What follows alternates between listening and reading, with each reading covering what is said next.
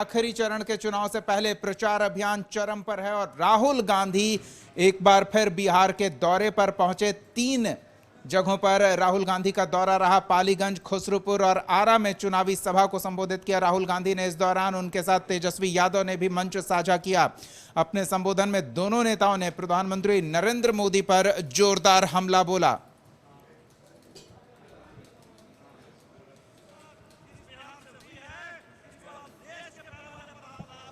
Modi ji guarantee देते हैं, क्या गारंटी देते हैं? तेजस्वी को जेल भेजने का गारंटी देते हैं, लेकिन राहुल जी और तेजस्वी नौकरी देने की गारंटी देता है। लेकिन प्रधानमंत्री जी यहाँ आकर के झूठ पे झूठ बोलने का काम कर रहे हैं। तो देखो भाई, आप लोगों से हम इतना कहेंगे, मिजाज रखिए टनाटन टनाटन टनाटन। अरे मिजाज बांधू टनाटन टनाटन टनाटन। नौकरी मिलेगा फटाफट फटाफट फटाफट।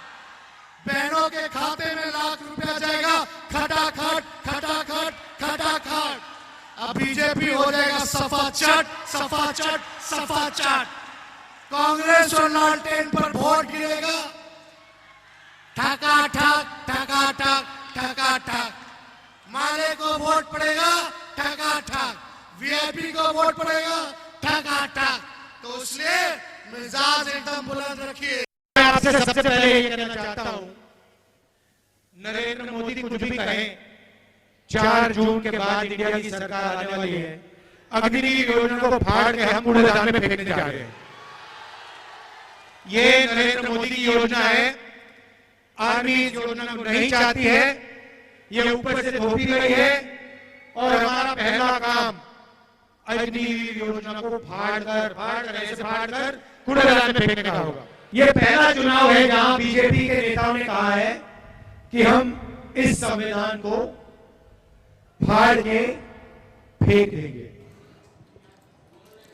तो 7 चरणों के चुनाव प्रचार अभियान में ये दूसरी बार राहुल गांधी बिहार के दौरे पर पहुंचे। चुनावी सभा को संबोधित किया और इस पर चिराग पासवान ने तंज कसा। क्या कुछ कहा चिराग पासवान ने, एक बार सुनिए।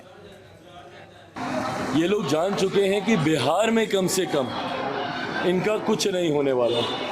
तो एक वो बोलते हैं ना कि एक खाना पूर्ति करने के लिए, उसके लिए बस ये लोग दिखा रहे हैं कि भाई बाद में कोई ये ना बोले कि इतना बड़ा राज्य बिहार, जहाँ से देश की राजनीति की दशा और दिशा तय होती है, तो वहाँ पर ये लोग गए ही नहीं। तो सिर्फ दिखाने के लिए कि हम लोग गए थे, ये लोग सिर्फ खाना पूर्ति करने के लिए आ रहे हैं। बिहारियों से इनका कुछ लेना नहीं। राहुल गांधी ने कहा है कि वो परमात्मा की कहानी सुनाएंगे और चुनाव के बाद वो है उनसे कार्रवाई करेगी और पूछताछ करेगी अडानी के मामले। ये तमाम सपने वो देख सकते हैं।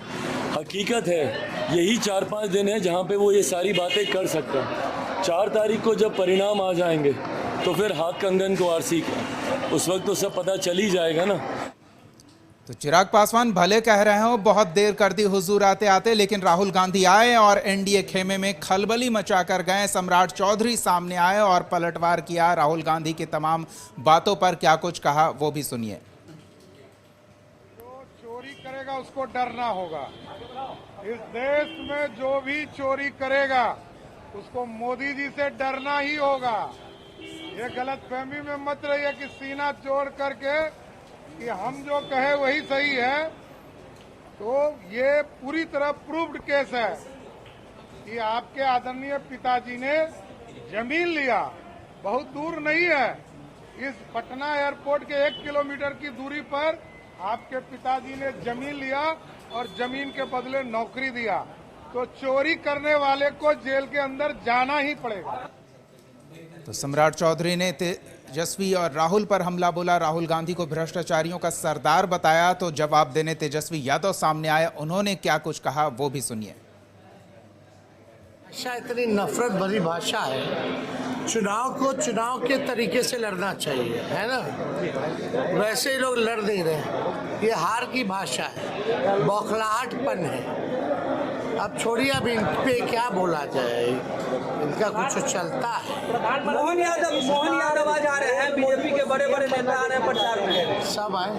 हाँ, नीतीश कुमार जी प्रधानमंत्री नरेंद्र मोदी को सीएम बना हुआ देखना चाहते हैं। तो बात सच होने वाला है, 14 वाले 24 में जाएंगे। चलिए, तो लोकसभा का चुनाव प्रचार अभियान आखिरी दौर में है। बिहार में गहमा गहमी बढ़ी हुई है। संपादक अशोक मिश्रा हमारे साथ जुड़ेंगे। हम उनसे आखिरी दौर के चुनाव प्रचार अभियान में शब्दों की तलखी और बयानों के जो बाण चलाए जा रहे हैं उस पर जानना चाहेंगे। लेकिन सबसे पहले तो चिराग पासवान ने जो राहुल गांधी के लिए कहा कि बहुत देर कर दी हुजूर आते आते। अशोक जी, क्या वाकई बहुत देर कर दी? 7 चरणों का चुनाव प्रचार अभियान और ये दूसरी बार बिहार। नहीं, ये कहा जा सकता है कि अंत भला तो सब भला, और शायद राहुल गांधी ने यही सोचा होगा।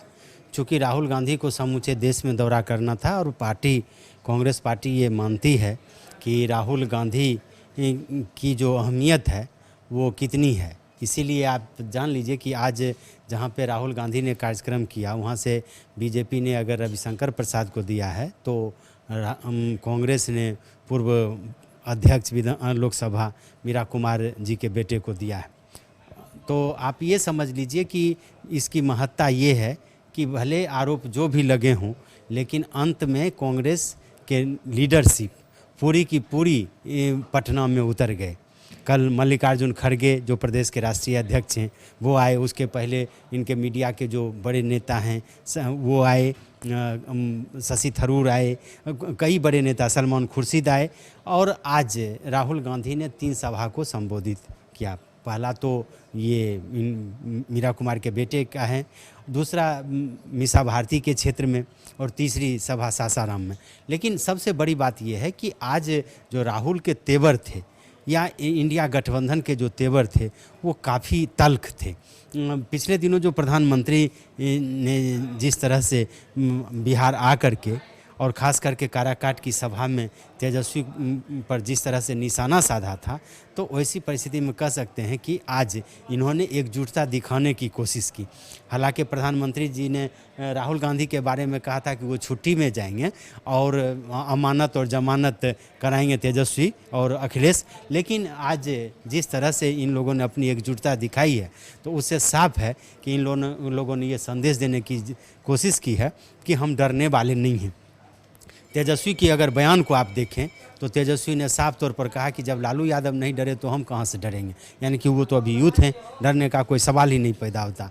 राहुल गांधी ने भी कहा है, आज की जो इंटरव्यू मोदी जी का लिया जा रहा है तो जो इंटरव्यू लेने वाले हैं वो जो चमचे वो मोदी जी से पूछते हैं कि आप आम काट करके खाते हैं कि चूस करके खाते हैं। तो ये सारी जो बातें हैं ये कहीं न कहीं ये दिखाता है कि इन लोगों ने आक्रामक रुख जो अख्तियार किया है, जो तेवर है, उससे ये हिलने वाले नहीं। और प्रधानमंत्री जी का तो अब कार्यक्रम नहीं है, लेकिन बीजेपी के अन्य नेताओं का है, योगी का है, राजनाथ सिंह का है, अन्य नेताओं का कार्यक्रम है। अंत में राहुल गांधी ने ये संदेश देने की कोशिश की है। हालांकि कल का जो कार्यक्रम हुआ मल्लिकार्जुन खड़गे जी का एसके मेमोरियल हॉल में, उसमें तेजस्वी नहीं थे, लेकिन आज तेजस्वी मौजूद थे। तो राहुल और तेजस्वी की जोड़ी यह संदेश देने के लिए आज एक साथ थी कि हम डरने वाले नहीं हैं और इस चुनाव में पूरी दमखम के साथ हम लड़ रहे हैं। ये अलग बात है कि पटना साहिब की जो सीट है वो सीट कांग्रेस के लिए भले महत्वपूर्ण हो, लेकिन ये जरूर कही जानी चाहिए कि वहाँ कांग्रेस का जनाधार नहीं है। तो लेकिन उस सीट पर भी कांग्रेस ने अपनी उम्मीदवारी दी है और राहुल गांधी का आना ये साफ संदेश देता है कि कांग्रेस चाहती है कि इस सीट पर उनकी जीत हो। तो अब देखना ये है कि कल क्या होगा, लेकिन फिलहाल कह सकते हैं कि चुनाव के अंतिम चरण में, चूँकि राजनीतिक विरोधी जो भी थे राहुल के, वो लगातार आरोप लगा रहे थे कि राहुल गांधी को तेजस्वी ने बिहार आने से रोक दिया है, मना कर दिया है, और यही वजह है कि राहुल गांधी नहीं आ रहे हैं, हार के डर से नहीं आ रहे हैं। आज जिस तरह से राहुल आए, उन्होंने मजबूती से अपनी बात कही, इससे साफ संदेश है कि कांग्रेस ने एक संदेश दिया है कि हम अभी भी अडिग हैं, हमारा गठबंधन अटूट है और हम विपक्षी दलों के आरोप से डरना नहीं चाहते हैं, डरना नहीं जानते हैं। और हमने ये संदेश देने की कोशिश की कि हमारी एकजुटता है, भले हम पटना बिहार हम आए या न आए, लेकिन हमारा गठबंधन जो है सो मजबूत है और कल तक जो संविधान की बात, संविधान की पुस्तक लेकर के आरजेडी के नेता पब्लिक मीटिंग में जाते थे, प्रेस कॉन्फ्रेंस में जाते थे। आज राहुल गांधी ने भी दिखाया वो संविधान की मूल प्रति, और फिर कल मल्लिकार्जुन खड़गे ने भी अपनी सभा में दिखाया। यानी कि ये संदेश देने की कोशिश की गई कि जो एजेंडा है, चाहे 10 किलो अनाज का हो, 8,500 रुपये खटाखट, जैसे राहुल गांधी ने आज कहा कि जुलाई से शुरू हो जाएगा, मतलब 4 जून को चुनाव प्रचार परिणाम आ जाएगा और 4 जुलाई से 8500 रुपया महिलाओं को खटाखट जाना शुरू हो जाएगा। तो ये एक भरोसा देने की कोशिश की है कि इंडिया गठबंधन की सरकार बन रही है और हम 1 लाख रुपया महिलाओं को 8,500 के महीना देंगे, हम किसानों को उसकी फसल का मुआवजा देंगे, अग्निवीर में जो बहाली होगी वो अस्थायी नियुक्ति होगी। यानी कि इन सारी बातों की चर्चा करके इन्होंने ये संदेश देने की कोशिश की है कि जो एजेंडा हमारा है वो उस एजेंडे को हम सरकार बनाएंगे और उसको ज़मीन पर उतारेंगे। जी बहुत बहुत धन्यवाद अशोक जी इस तमाम बातचीत और जानकारी के लिए।